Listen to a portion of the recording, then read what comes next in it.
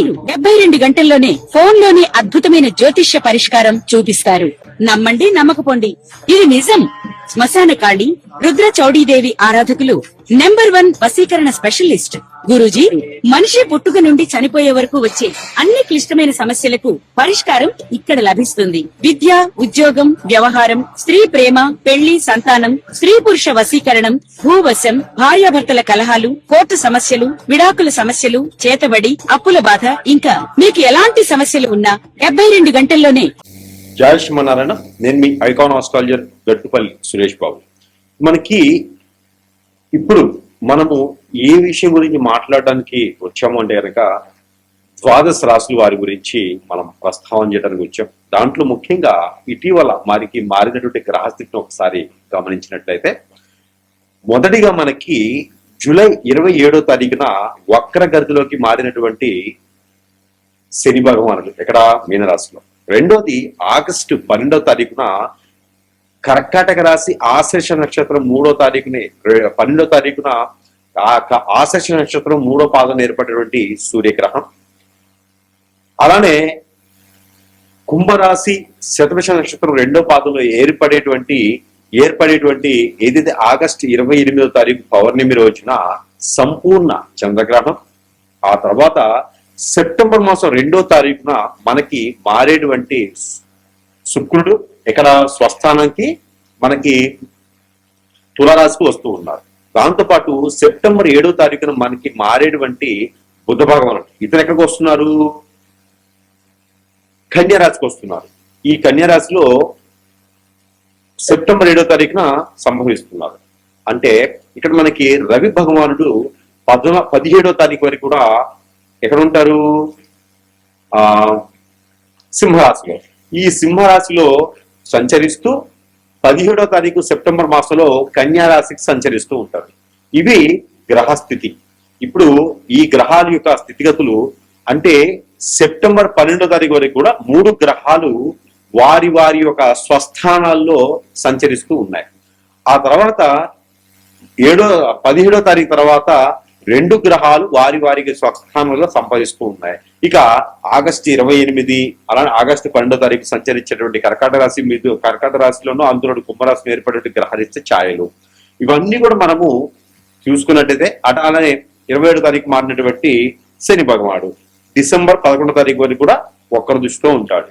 ఈ యొక్క గ్రహస్థితిని మనం గమనించి ఆలోచించి సంచరించినట్టయితే కనుక ఈ యొక్క రాశి ఫలితాలు ఈ యొక్క గ్రహస్థితిని మనము చూచుకొని వీటికి సంబంధించినటువంటి రాశి ఫలితాలు ఎలా ఉన్నాయి, ద్వాదశ రాశుల వారికి ఎలా ఉన్నాయి, మంచి శుభ దృష్టి ఉంటుందా, అశుభ దృష్టి ఉంటుందా, ఇంకేదైనా బాగుంటుందా ఒకసారి మనం పరిశీలన చేసినట్లయితే కనుక ఖచ్చితంగా మనము తీసుకొని చూసుకోవాలి.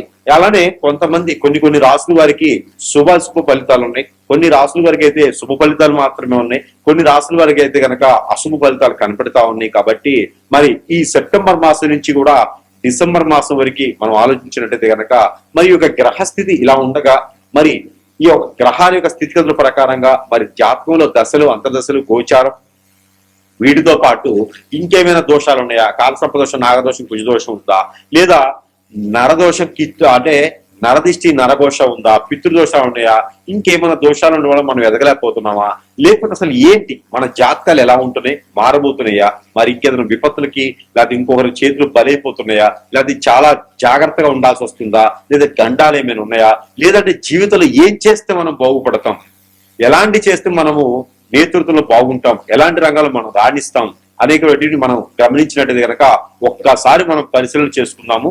మొదటిగా అందులో మనకి ద్వాదశ రాశుల్లో ఒకటి మీనరాశి. ఇది చివరి రాశి మీనరాశి.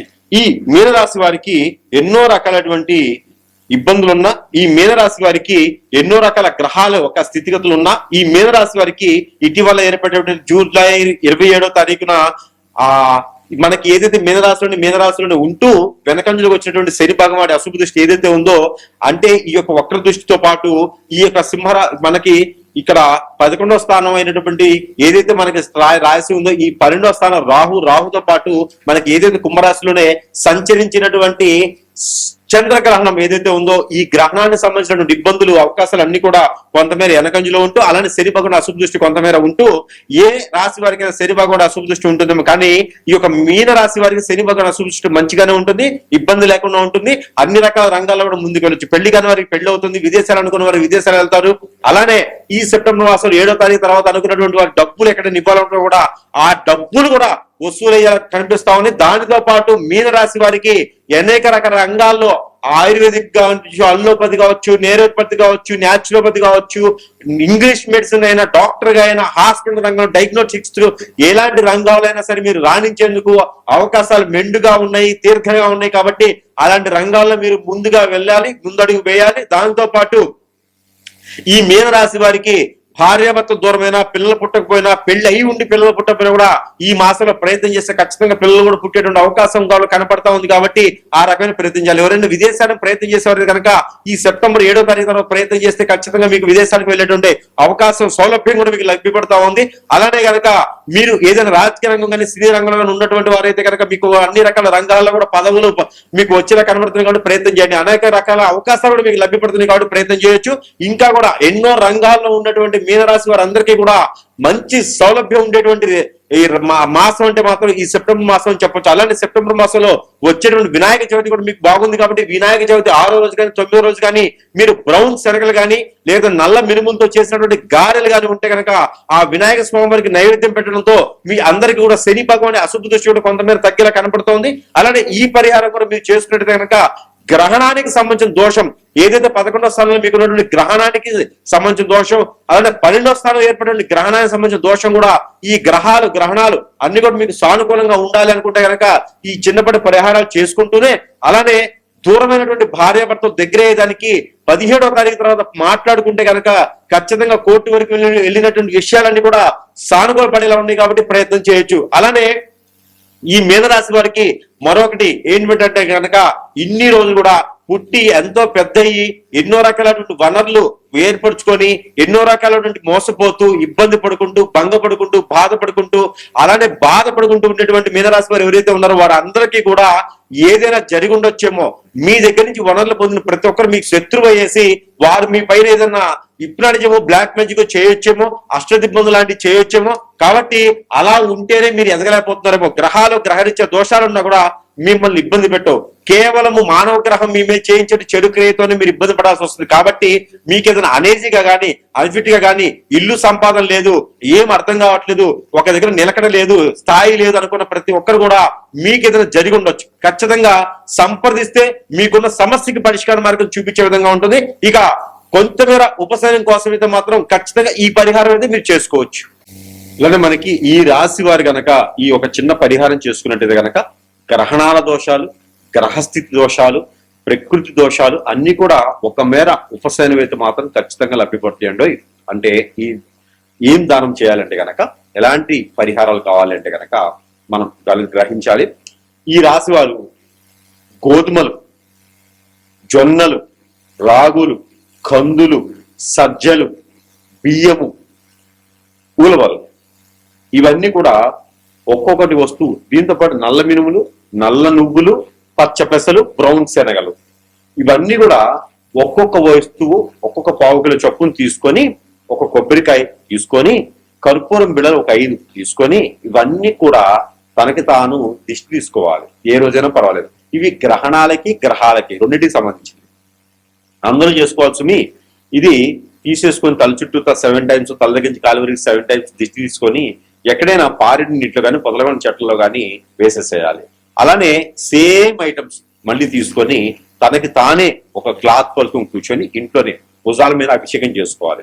ఈ అభిషేకం చేసుకున్నటువంటి ద్రవ్యాలన్నీ కూడా ముడుపు కట్టుకొని ఎక్కడైనా పారిడి వట్ల నీటిలో వేసేసి స్నానం ఆచరించి ఆ వస్త్రాలు కూడా అక్కడ ఒడిచి వేసేసేయాలి. ఎక్కడైనా వచ్చిన తర్వాత అమ్మవారికి స్వామివారికి కానీ మట్టి ప్రమిదలో 2 ఒత్తులు వేసి దీపారాధన చేసుకోవాలి. అలానే ఆవు పాలు ఒక 1/2 లీటర్ తీసుకొని ఒక మట్టి పిడకలో పోసుకొని, ఇది మంగళ శనివారాలు చేసుకోవాలి, మాసంలో ఒకసారి చేస్తే సరిపోతుంది, అందరూ చేసుకోవచ్చు. అలానే మట్టి పిడకలో పోసుకొని ఒక జాజికాయ, ఒక పసుపుకు ఒక చిటికెడు, జాజికాయ ఒకటి, అలానే నల్ల నువ్వులు ఒక చిటికెడు, నల్ల నువ్వులు ఒక చిటికెడు, తెల్ల ఆవాలు ఒక చిటికెడు దాంట్లో వేసేసి ఇవన్నీ కూడా తల చుట్టూ దిష్టి తీసేసుకుని ఒక 7 సార్లు, తల దగ్గర కాలు వరకు 7 సార్లు దిగదార్చుకొని ఇవన్నీ కూడా తీసుకుని ఇక్కడ పుట్ట దగ్గర కానీ చెట్టు దగ్గర కానీ ఏ చెట్టుని పర్ల రోడ్డుకి ఇరువైపులు కనుక పెట్టినట్టయితే అన్ని రకాల అవరోధాల నుంచి మీరు బయటపడ్డట్టే. అలానే ఎవరికైనా ఒక ముగ్గురికి, పెద్దవాళ్ళకి, పేదవాళ్ళకి, అడుక్కునే వారికి, ఆడవారికి ఒక ముగ్గురికి 3 చీరలు, 3 రకాల బ్లౌజ్ పీసులు, అలానే 3 రకాల ఫ్రూట్స్ తీసుకుపోయి దానం ఇచ్చేస్తే కనుక పెళ్లిళ్ళు కాని వారికి పెళ్లిళ్ళు కూడా అయ్యేటువంటిది కనిపిస్తా ఉంది. కాబట్టి ఇలాంటి పరిహారం చేసుకోవాలి. అలానే మీ అందరూ కూడా ఎక్కడైనా మీరు స్నానం చేసే నీటిలో పసుపు గాని, లవంగాలు గాని, ఇంగువ గాని, అలానే స్నానం చేసే నీటిలో ఉప్పు గాని, అలానే నల్ల నువ్వులు గాని, నల్ల మినుములు గాని, మిరియాలు గాని, లేకపోతే దాల్చిన చెక్క, లవంగాలు, ఇలాచి, ఇలాంటి ఏదైనా ఒక వస్తువు, ఒక చిన్న బయట వస్తువు తీసుకొని స్నానం చేసి నీటిలో వేసుకొని స్నానం చేస్తే మీకు నరదిష్టి, నరఘోష కూడా ఖచ్చితంగా పటాముంచలేదానికి ఎక్కువ అవకాశాలు కనపడతా ఉన్నాయి. కాబట్టి ఈ రాశి వారి దగ్గర ఖచ్చితంగా మరొక విషయం ఏంటంటే కనుక మీరు అందరూ కూడా ఏం చేయాలంటే సమీప దూరంలో ఎక్కడైనా సుబ్రహ్మణ్య స్వామి గుడి ఉంటే కనుక ఆ సుబ్రహ్మణ్య స్వామి దగ్గర 41 రోజు లేదా 21 రోజు లేదా 11 రోజులైనా సరే ఆ వారి పాదాల చెంతన కళ్ళు కొంచెం వేసిరండి. లేదు అంటే కనుక నాగపడిగలు ఉంటాయి, ఎక్కడైనా సరే మానస వారి నాగపడిగలు ఉంటాయి. అలానే కుమారస్వామి, అయ్యప్ప స్వామి అంటారు. అక్కడ మీ సమీప దూరంలో ఎక్కడైతే ఎవరైతే అందుబాటులో ఉన్నారో వారి దగ్గర అయితే కనుక మినిమం 11 రోజులు కళ్ళుప్పు తీసుకుపోయి కొంచెం వారి పాదాల చెంతన పెట్టేసేయండి. 11 రోజు కానీ, 21 రోజు కానీ, 41 రోజు కానీ ఒక కొబ్బరికాయ కుట్టేసి ఆ కొబ్బరి చెప్పులో నూనె పోసేసి దీపారాధన వెలిగించేసారండి. ఇలా చేయడం ద్వారా మీకు ఆర్థికమైనటువంటి ఇబ్బందులు, ఆస్తి కావాలి, అంతస్తులు కావాలి కాదు, ఇల్లు కావాలి, వాకిలి కావాలి, సంపాదనను సంపాదించుకోవాలి, నిలకడగా ఉండాలి, నిలదొక్కోవాలి, అందరికీ కూడా మంచి సానుకూలమైనటువంటి పరిహారం అని ఖచ్చితంగా చెప్పవచ్చు.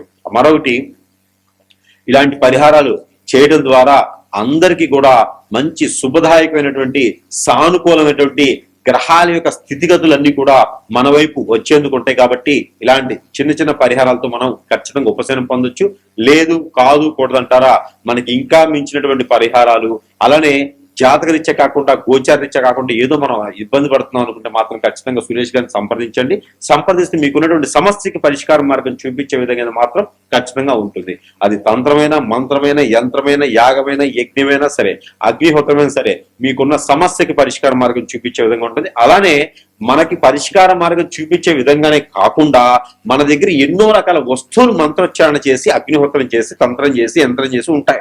అవన్నీ కూడా మీకు చెంతకి చేర్చేటువంటి సదవకాశం కూడా మన దగ్గర లభ్యపడుతుంది. కాబట్టి ఎవరైనా సంప్రదించలేని వారు కాంటాక్ట్ ద్వారా కూడా ఫోన్ చేయడం, స్క్రీన్ మీద కనిపించే నెంబర్కి కాల్ చేయడం ద్వారా కూడా మీకు వస్తువుని మీ చెంతకే చేరుస్తాం. కాబట్టి సరసమైన ధరల్లో పూజించి చెప్పి పంపిస్తాం. వాటి వల్ల కూడా మీ సమస్య పరిష్కార మార్గం అయితే ఖచ్చితంగా లభ్యపడుతుంది.